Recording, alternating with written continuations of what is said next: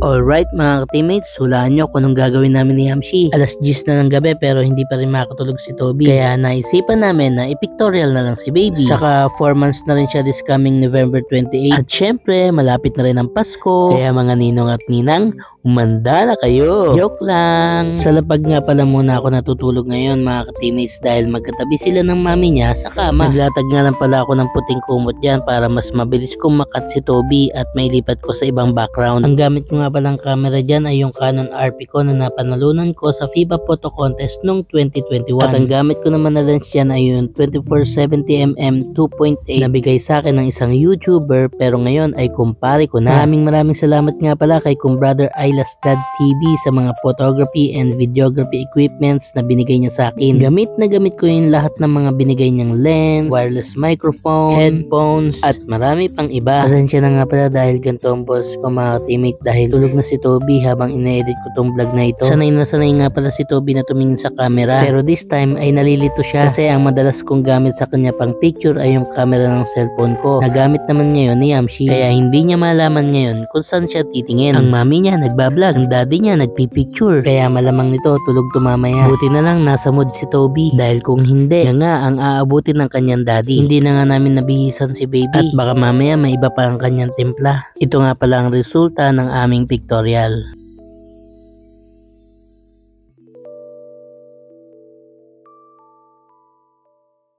Team TMJ,